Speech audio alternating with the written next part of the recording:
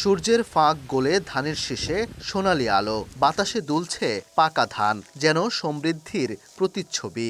বিস্তীর্ণ ধান খেতে কৃষক কাটাচ্ছে ব্যস্ত সময়। এই ধানই যে আমন মৌসুমের ভরসা।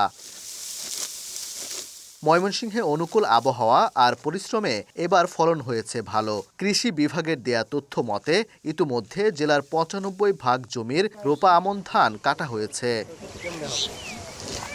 ঘাম ঝরানো শ্রমে মাঠে ভরা ধান তুললেও দাম পাওয়া নিয়ে দুশ্চিন্তার শেষ নেই কৃষকের মনে।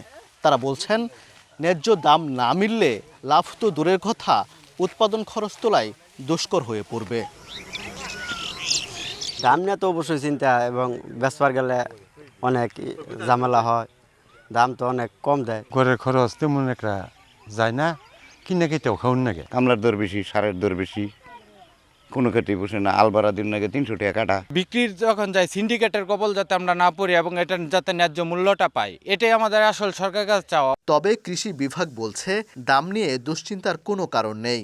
অব্যাহত রয়েছে মনিটরিং। আর কৃষি অর্থনীতিবিদরা মনে করছেন, কৃষকের ন্যায্য মূল্য নিশ্চিত করতে হলে সরকারি সংগ্রহ ও বিপণন ব্যবস্থাকে আরও শক্তিশালী এবং সহজ করতে হবে। দাম প্লাস হচ্ছে কৃষকদের যে পরামর্শগুলো দরকার আছে, সেই পরামর্শগুলো আমরা অব্যাহত রাখছি। ব্লক পর্যায়ে আমাদের উপর সহকারী কৃষি কর্মকর্তা আছেন, তারা তো আছেই, তারা হয়তো ব্লক পর্যায়ে কৃষকদেরকে সহযোগিতা করছে। আর আমরা জেলা পর্যায়ে থেকে আমরা যারা আছি তারাও কিন্তু এগুলো মনিটরিং করছি। প্রয়োজনীয় জায়গায় মনিটরিং কিভাবে বৃদ্ধি করা যায়, যে কোথাও যদি কেউ কোনো ব্যবসায়ী বা এই ভ্যালু চেনের যে কোনো জায়গায় যদি অতি মুনাফা খোঁজেন, তাহলে সেটাকে কিভাবে নিয়ন্ত্রণ করা যায়, সেই উদ্যোগগুলো সরকারের পক্ষ থেকে গ্রহণ করার দরকার আছে। ২০২৫-২৬ মৌসুমে জেলায় ২,৬৮,৪৯০ হেক্টর জমিতে রোপা আমন আবাদের লক্ষ্যমাত্রা থাকলেও হয়েছে ২,৬৮,১১০ হেক্টরে। ওবায়দুল হক, সময় সংবাদ, ময়মনসিংহ।